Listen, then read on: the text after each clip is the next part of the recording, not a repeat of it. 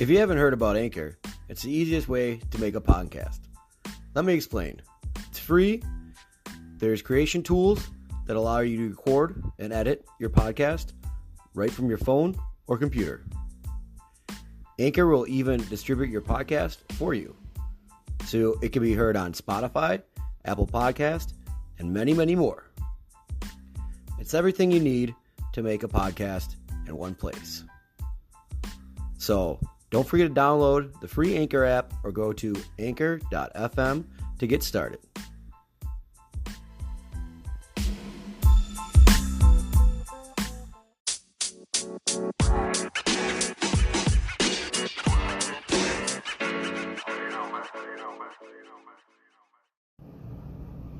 Hey, what's up? This is Tony Making Food Matta. A little Tony talk, a modified view on the culinary industry. Just like the last couple of podcasts, I'm doing a simulcast with a YouTube video and my podcast. So you can check out my YouTube channel. It's www.youtube.com/C/modified cooking. That's for the podcast people. So today we are going to jump right into it, and we're going to talk a little bit about recipe reading. Okay, so recipe reading. Why is that important? Recipe reading and prepping, actually being a prep cook. So recipe reading. It's very important to know how to read a recipe. A couple of things that you want to do when you read a recipe is look at the whole recipe. You need to look at the whole recipe to see what you need, your ingredients, the equipment, the time, how long it takes to make it. Are there certain steps? All these things are very, very important within recipe reading. First off, basic, you need to know if it's by weight, if it's by volume, if it's metric, if it's US. There's all sorts of measurements, all sorts of recipes out there that you have and you get and you look at them. A pound of this to a pound of that. You need to figure these things out. How many teaspoons in a tablespoon? If you are going to times that by 2, your math has to be on. It has to be on. So you know that 3 teaspoons are in a tablespoon, right? Okay, so then you need 2 times that recipe, so then you use 6, so you need 2 tablespoons. You'll be all right. You'll figure it out. Knowing how many ounces in a gallon, 128 ounces in a gallon, how many ounces are in a pound, 16 ounces in a pound, 4 ounces in a quarter pound, 32 ounces, 64 ounces in a half gallon. You need to know the difference between a pint, between a quart. I might say, hey, go grab a pound of butter. Standard pound of butter is one of those big blocks of butter. That's 1 pound of butter. If you're going to make a roux, you use 1 pound of butter by weight to 1 pound of butter or 1 pound of flour. That's typically how I make my roux. So you need to know these simple mathematic equations. It didn't come to me overnight. I had to work on it. There was a cheat sheet that we had at Albert's, and it was up there, and I looked at it. Sometimes I still get a little confused, and I'll check out my phone. Hey, Google, whatever, and I'll figure it out. So that's something a little bit about like measurements and sizes and weights and stuff like that. You have to know that, especially in baking. You have to be precise. If you use too much baking soda, it's gonna mess up your dough. So you really, really need to know these mathematical equations, or you need to be spot on. Just study it. It comes by with time. Being a good prep cook, recipe reading, Those things go hand in hand. Okay? So, we look at the whole recipe. We have it. It says to do this, this, and this. You follow it.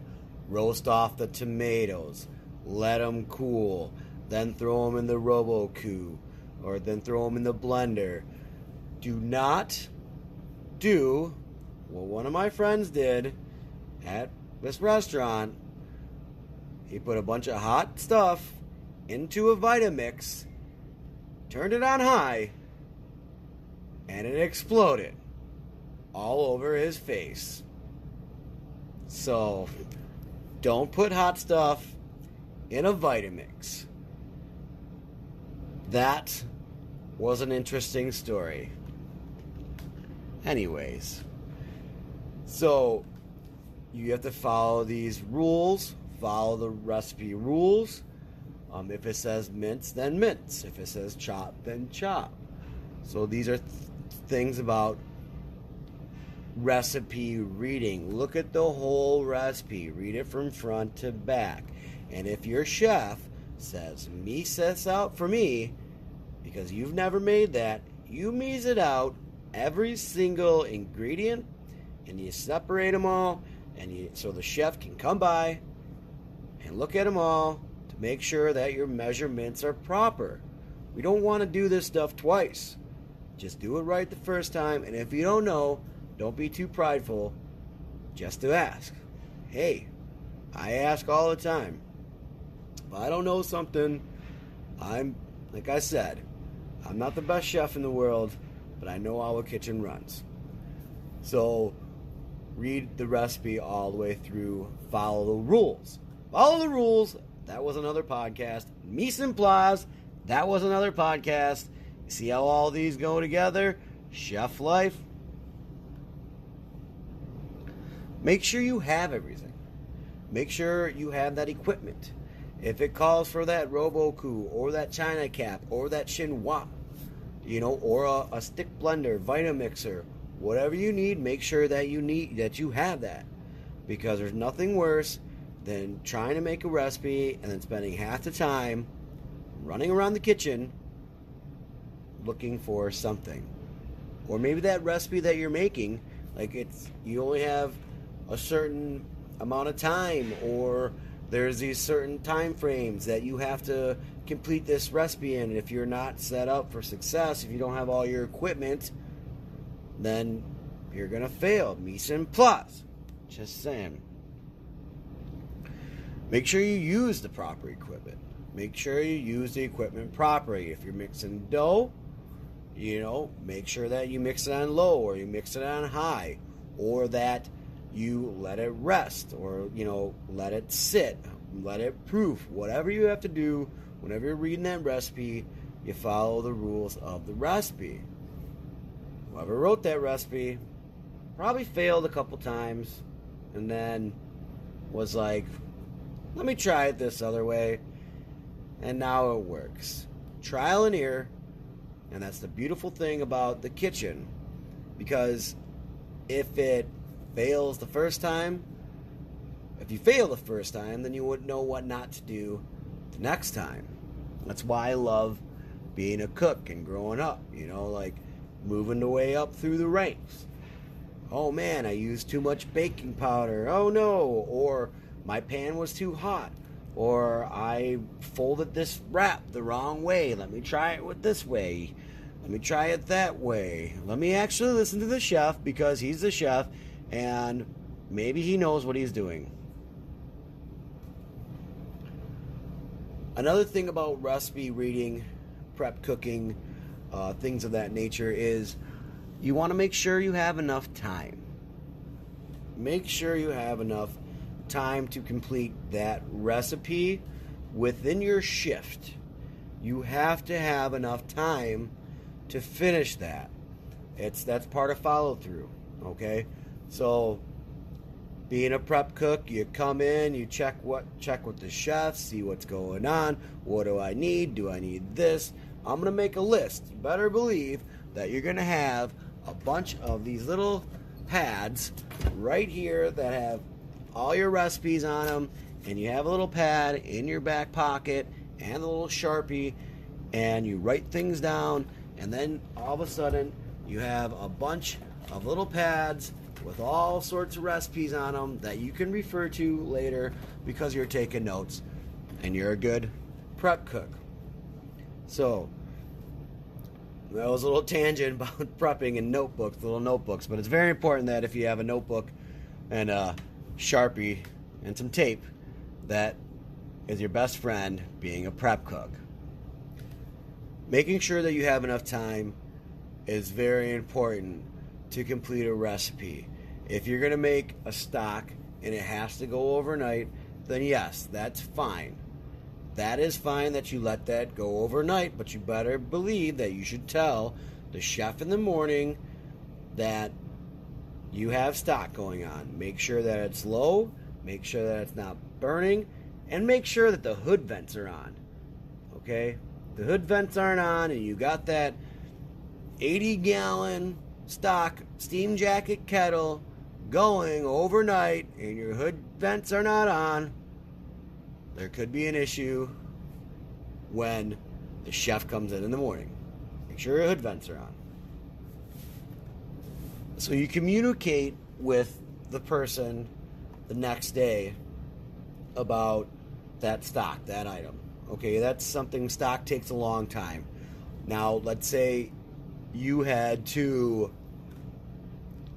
braise something, okay? Order of operations, my friends. Order of operations. What is going to take the longest and what is going to take the shortest? Obviously, if you have some braised ribs or something braised that need to go in the morning, you need to get it in the morning. Maybe you cut up your mirepoix, onion, celery, carrots. You cut up your mirepoix. Then you season your short ribs or season your meat or whatever you're braising. You sear it, whatever. You sear it, you put it on the bed of mirepoix, maybe put a little bit of demi in there, chicken stock, beef stock, whatever you want, fish sauce, I don't know. You might be doing some sort of fusion stuff. But you put that together, you put the aluminum foil on it or the parchment paper or however you prepare it or whatever, and you put it in the oven right away. First thing that you do when you get in. You don't want to be doing that an hour before your shift ends and leaving it for the next guy, because chances are that next guy is going to burn it or he's going to forget about it, and that's you just not being planning out your day properly and just not being a good cook. Being careless, actually. Just don't do it. You know, make sure you have enough time. You want to be prideful of your things that you make. You know, you want to make sure that everything is done, that it tastes good. That's kind of about the follow-through in one of the other segments that I did. You have to make sure that you have that follow-through, because if not, then what's the point? What's the point? Make sure that you have enough time to complete that recipe. Make sure that when you make your prep lists in the beginning of the shift, you do order of operations, whatever is going to take the longest, you know, you do that first, right? However, if you can do some of that, but then let's say that you need some steak bites cut up real fast for service. Service starts in an hour. The last prep cook kind of messed up, and you have to pick up the slack. However, being chef, being cook, you have to make sure that the job gets done. You cannot just be like, oh, well, I don't know, it's not here. Not my job. It's nothing more embarrassing than saying that you're out of something during the middle of lunch service because you forgot to do it, or tell the chef, or you blame it on somebody else because you're a punk. Own up, man up, and just take responsibility and just do it. Get it done. I hate when people say, it's not my job, or, well, it was like that, and I didn't see it, and, no. Just Get it done. Own up. Be a man or woman. Whatever. So make sure you have enough time. Essentially. Make sure that you are reading the recipe all the way through. Being a good prep cook is not really that hard, but if you're a good prep cook, then you will be a good line cook. You will understand everything. You will understand the ins and outs. Usually prep cooks work a lot closer. Well, in my experience, a lot of my prep cooks have worked a lot closer with me, and we work together as a team. We have that bond, just like the other one, talking about bonds, prep cook, cook, bond. You have that bond, and you work together, and the prep cooks actually learn a little bit more. Sometimes I feel that actually the prep cook should make a little bit more than the line cook. That's my opinion, and that's a modified view. So if you are a prep cook, then you're good at these recipe readings. You're good at reading the recipe, making sure that everything is good. Another thing that people always forget about when they read the recipes is how to, or the pans that they need, like the end product. If it goes in a 4-inch hotel pan, if it goes in portion cups or whatever, or if it goes in to a 6-inch hotel pan, or if it's like a mousse and you have to pipe it into something, or you don't have your piping bag ready, or whatever, like that end product. Sometimes people reading the recipe, they forget about that. Sometimes, like, I'll say, hey, divide this, the very last step, divide this into quart containers. I like using quart containers. Divide this into quart containers, put in an ice bath, or put in the blast chiller, and that's the end of the recipe. And then the next day you come in, that thing's in a 5-gallon bucket, 5-gallon Lexan. Well, I was very precise when I wrote the recipe to say put it in deli cups. That recipe makes 8 deli cups. I need 1 deli cup per recipe, and that's what it is. Usually when I write recipes, I like to have things, 1 bag of this, 1 deli cup of this, that, and the other, so I don't have half bags and half deli cups of random stuff all over my kitchen. Be efficient. That's what I like. I like being efficient. So when I write that recipe and it says split into deli cups, split it into deli cups, because that's the recipe. I wrote it. So, I mean, it's what it is. Like I said, I go into these little tangents sometime. So I think that's pretty much all I have to say about recipe reading. Going into everything about it, being a prep cook, just things like that. Just read the recipe, read it all the way through, do the math, convert it, make sure that you got teaspoons and not tablespoons, or tablespoons instead of teaspoons, ounces versus weight. You want to make sure that you have the weight. You want to make sure that you have the volume. Weight and volume is a lot different. Just saying, you need to look at these things, because there's nothing more than when you're trying to make a recipe and you mess it up and then you have to do it over again. Because the chef, if he's a good chef, will say, you know what, make that over again.